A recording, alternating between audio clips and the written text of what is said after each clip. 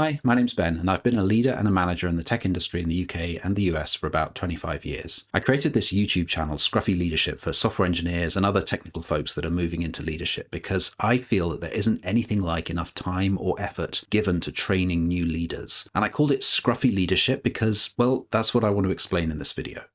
First of all, just to get the obvious point out of the way, I'm not a formal person. I dress in shorts and t-shirts most of the time, whether I'm working or not. And I prefer clear and straightforward use of language over fancy or formal ways of communicating. So that's an aspect of what I mean by scruffy leadership. It's not about what you wear, but about what you prioritize. What you do and how you do it matter far more than what you wear while you're doing it or how you look. And communicating clearly and respectfully and effectively is much more important than sounding clever. So what should you do? And how should you do it? Well, I'm not going to pretend that I know everything there is to know about leadership, that I have some secret that means I never get it wrong. I get it wrong all the time. But what I offer in all my videos is my view on what makes a good leader. And for this video, I've made an attempt to distill all of that down into 3 characteristics. Here they are. Number 1, listening and learning.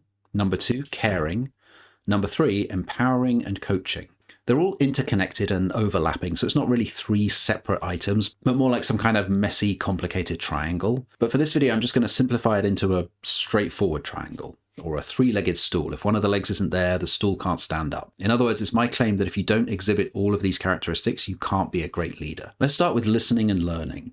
Another way to summarize this is by referring to psychological safety. I have a whole video on that subject, but in short, it's the quality of a team that allows people to feel safe to come to you with concerns, disagreement, and other challenges. And this happens because they know that you'll listen and respond constructively. You won't blame them for whatever they're bringing to you. You're not going to yell at them. But there's more to it than just fostering good psychological safety. It's also about an openness to making mistakes, acknowledging those mistakes, and learning from them.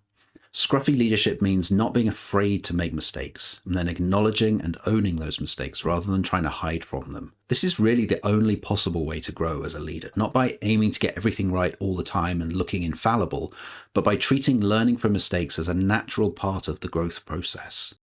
And this is actually why caring is next on the list. Scruffy leadership is about being a leader for the right reasons, not just because it's a natural step along the career ladder, but because you want a role in which you look after people, you help people grow, you help people solve problems because you care about those people. It's not always easy. In fact, it's usually not easy at all, but it can be very rewarding. But particularly it's rewarding if you care about being a leader and being as good a leader as you can be. And that's why you operate in such a way that you learn from your mistakes, because you want to be as good as possible so that you can help your team as much as possible. It's also just about caring about them as people, as human beings, rather than seeing them as resources to be shuffled about in a spreadsheet. And that means getting to know them, what makes them tick, what motivates them, and being proactive in doing what you think is needed to remove obstacles that are in their way. This isn't about you being responsible for someone else's career. Everyone needs to be responsible for their own career, of course, but it's about being the person they know they can always go to for help, support, or just someone to listen. And listening is a big part of the final element, coaching. Coaching is different from mentorship in that mentorship involves a lot more talking, whereas coaching is much more about listening.